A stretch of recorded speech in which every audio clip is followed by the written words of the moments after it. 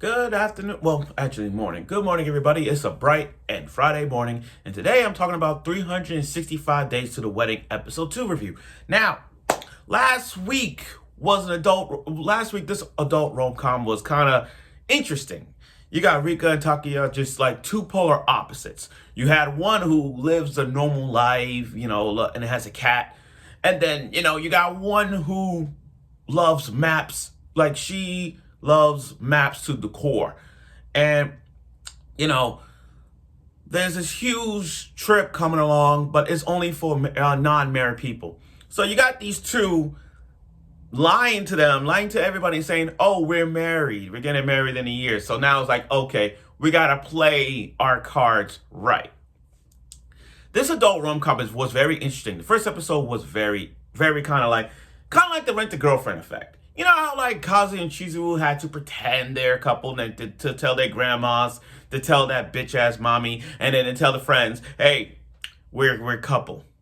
It's almost, seeing this adult rom-com is almost like Spy X Family. You know how you got Lloyd trying to get this fake marriage going on? So you got to get fake wife, so you got to get Yor, and then you got to get Anya as a kid just to assassinate a guy. You know what? We really forgot that plot of all this. But that's what it is. It's one of those fake marriages just to complete a mission. But looking at these two polar opposites, they will have a great time. Like, I feel like there's gonna be some loving after all this. I mean, it's listed 12 episodes, so which means somewhere down the road there's gonna be a huge love where one person's gonna say, I really love you, and not saying it as a joke just to stay in Tokyo. No.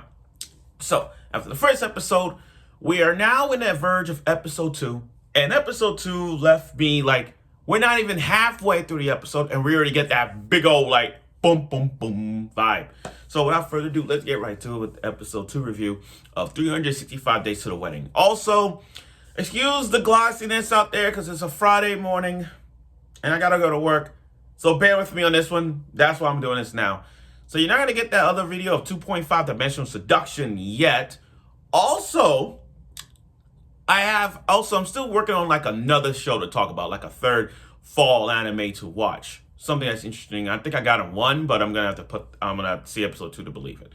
But let's get right to it. Okay, so 365 Days to the Wedding, episode 2 review. Episode 2, the MC. Takuya, I don't hate him. Still, I don't hate him. I mean, yeah, the rings and all that. It's kind of like, it's hard to put a fake marriage, like you put a ring on it. It's very freaking hard. Like, like the whole 9 yards. Like, you got to plan things when you have this fake marriage. I mean, it's like, how you going to tell your friends and family where you met at? Tell your friends and family when you meet up. Rika, on the other hand, she is very knowledgeable. She put more work. I'm sorry, but she put like 90% of this into the work. She goes from places, traveling. Putting these, like, planning things and using references of how people meet up. Most common couples, they meet up in Disney World. They take photos in Disney World. Sometimes they take photos when they go on the beach. Or they get proposed on a bridge or on a Ferris wheel. She uses a lot of reference, and she loves the world so much that she's addicted to maps. And everybody has like kind of a thing they like, and she loves maps. She loves it so much. I like her knowledge of that. Now the Takuya gets a phone call from like a jigsaw saying, "Oh, you and Rika are not together." I'm like, yo, they know about it. So now the big question is, who is the suspect? Who is the suspect? And then they're into that big friend of theirs, kind of like Andre from prison school, decides to like I need your help with something. But I hope we find out who the suspect is, because they didn't even show that who it is. But for someone who know already, like, we're not even halfway through the episode and we already got this chain of reaction to a point like, hey, I know you and Rick are not together. And I'm like, oh, I want to say it's the female.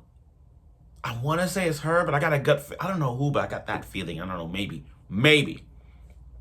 So Rika, to get this, to have everybody coming over to his house, they got to plan it ahead. So Rika went to his house, so she's staying at his house. Not Not like permanently, just staying there to a point where they got proof that they actually live together. Make up the houses, it's kind of like the Spy X family. Remember when Yor's brother coming to visit, and Yor and Lloyd had this trying to make sure like everything looks legit. Like the photos got to be proof that we're a couple, we've been dating, we have a bed, we have a one bed here that shows us that we love each other. That's what it was. Now the cat. I'm gonna use that cat as a thumbnail. That cat is fucking awesome. 2 episodes in, and I'm already loving the cat. I thought the cat was annoying. Hell no, that cat listens to him. It's like the cat is making it the MC Takuya, like, I don't know, I don't want to say it, but damn, that cat is owning him. Like, you see how the cat was like looking at his tail, like with his tail, and he's like, here, just take this food. I won't, but you can have this for a year. The cat just like, really? Oh my god, that cat is a savage. That cat is a savage. I don't know. It's something about pets in anime that makes the owner like, please, please, please, please. I don't know. These cats, these cats or dogs, whatever you call these animals, are just making the MCs just so like, please, please, suffering even more. I like it.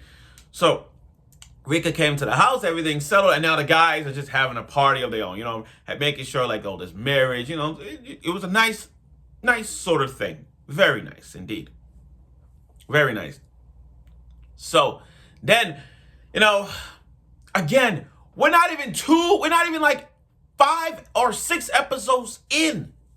And then Takuya's father comes into play. It comes into play. Like, the father came into his work. Now, Takuya was off. But when he saw Rika, I'm like, oh, I didn't know. I'm like, oh my god, the father.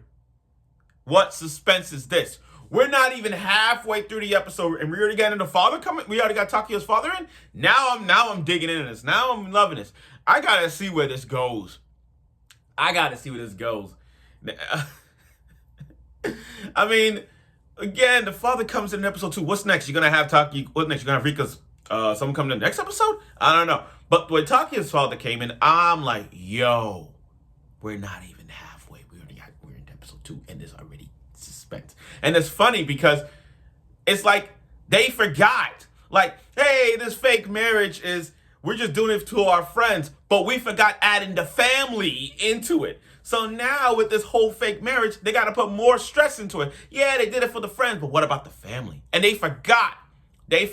When you make an announcement that they're getting married, it causes a chain reaction telling the other family members that you're getting married, and now everybody's gonna be like, where's the husband? Where's the wife? That's where the mistake comes in. And by the father, Takuya's father coming in, and I'm like, yeah, now you gotta put the family in it. Welcome to the fake marriage of the rent-a-girlfriend vibe now. I gotta see where this goes. Now, opening and ending, can I say this? They're not bad. I like both of them. The opening showed us the more characters coming in, especially that dark-skinned girl, which, by the way, hotter than Nagatoro. But anyway, we're going to see more of who these other characters are, which I'm going to see. I'm not going to get spoiled. I want to see more about them. And again, the opening and ending was very peaceful. The ending was very peaceful as well. I like it. It wasn't like crazy ending. This ending was so peaceful, lifelike, because we see where this goes. I see where this goes. So I'm looking forward to that. I mean, I do like the opening and ending towards it. I hope it doesn't change a lot, like Anya, who sometimes speaks fluent in Russian.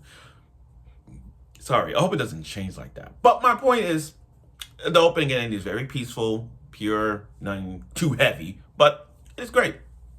But overall, though, episode 2 left things off on a really good start. I mean, like, again, we're not even that far from the episode, and we already got the parents, grandparents, even this. We got the family involved. Now I can't wait to see where this goes. So I look forward for next week's episode of it, and I'm sure you will.